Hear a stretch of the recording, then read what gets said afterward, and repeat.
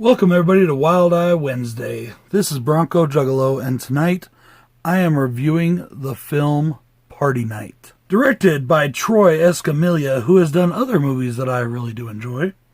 Starring Tommy Vegas as Molly. Now that sounds like a guy's name, but it's a woman, and a very pretty girl in my opinion.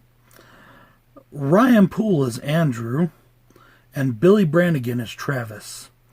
6 friends decide to throw their own after-prom party instead of going to the official one put on by the school.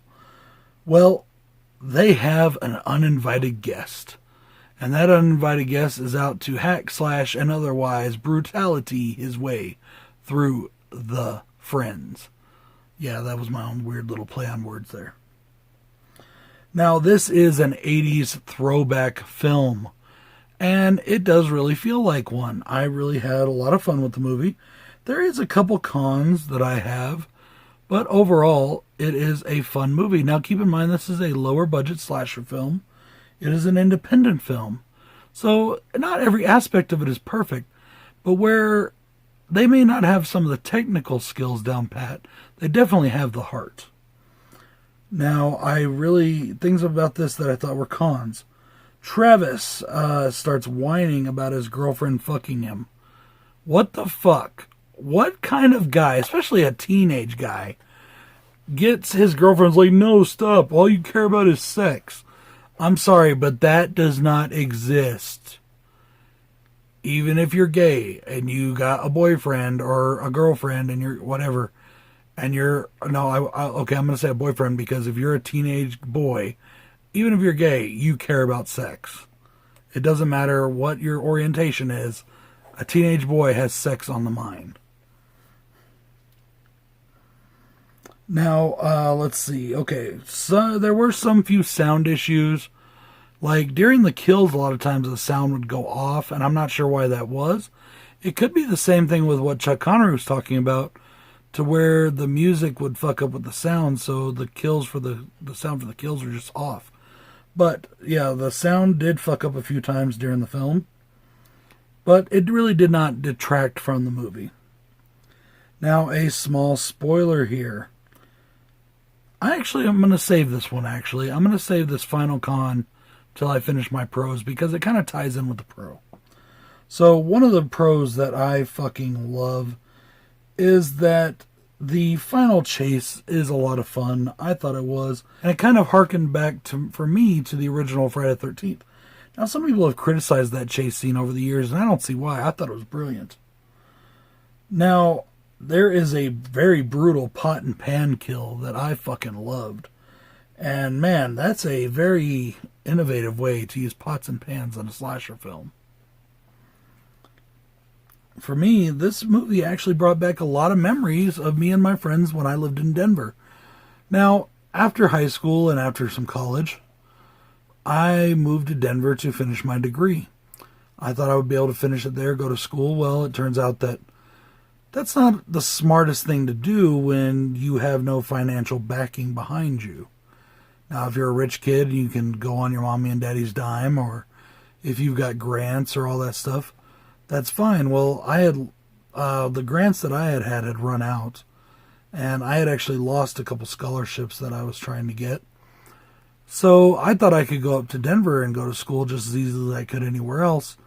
Well, when I was paying, between $1,000 to $1,500 for a fucking apartment in the middle of the fucking ghetto, I didn't have time to go to school because I was working all the time just to pay for my apartment.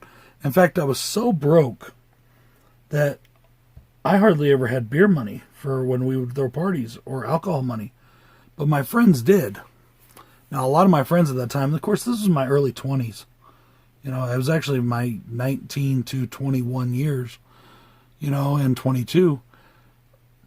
They had money because they lived at home with their families. I did not. I was the one that lived on their own, had my own place, and so basically it kind of worked out. Even though I still felt like shit about it, I would provide the place, they provided the alcohol, if you know what I mean. Even though I still felt kind of crappy that I couldn't afford to, a lot of times, to do the alcohol. Sometimes I could. I'm not saying always, but You know, I was a bachelor and it was rough and I was really struggling and, you know, but it was still a lot of fun. Some of the best time of my life was during those years. But, like, there's scenes in this movie where these friends, they're playing cards, they're having fun. And it reminded me of some of me and my friends when we would fucking get together. Me, my best friend, my girlfriend at the time, his girlfriend at the time. And, you know, I think they actually ended up getting married. But we would just sit around, play cards sometimes, and drink. You know, or we would throw big-ass fucking parties and all kinds of shit would break loose. And it was all just a lot of fun. But it brought back some of those memories for me, and that was fun. Now, the final pro is that the gore effect makeup in this movie is done really well. I really did enjoy it. So that brings me to my final con. After seeing all the good gore effects in this movie, the final kill, as I said, reminiscent of Friday the 13th, is that the final girl turns around and beheads the killer. Well, when she beheads the killer, you can very, very, very clearly see that it's a mannequin. It is literally a store mannequin. You can see on top of the neck the plastic where it goes over the top and it just has this little hole in the middle they shot blood out of.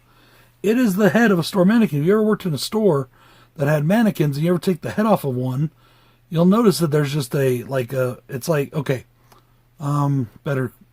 image for some people that don't know that. Pull the head off a Barbie doll. And the way the neck looks, that's basically what it looked like. So it was very, very disappointing after all the great kill stuff that we got before.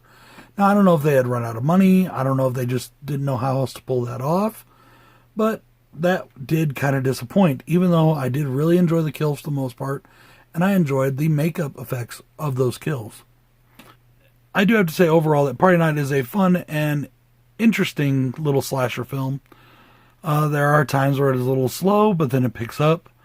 So if you're into 80s slashers and you can put aside the fact that it's not a huge budget, you know, fucking Scream type of movie, or, you know, even Halloween or Nightmare on Elm Street or any of those, you know, and just enjoy it for what it is, I think you'll get a kick out of this one. This is Bronco Juggalo, and I'm saying happy Wild Eye Wednesday. I picked this one up on the Wild Eye MVD sale, but Wild Eye is an awesome company, and I want you all to go and check them out and show them a lot of love. They are definitely where it's at with independent horror, and they are just awesome people in general. They are very good people, and they've treated me very well over the last couple of years. Peace.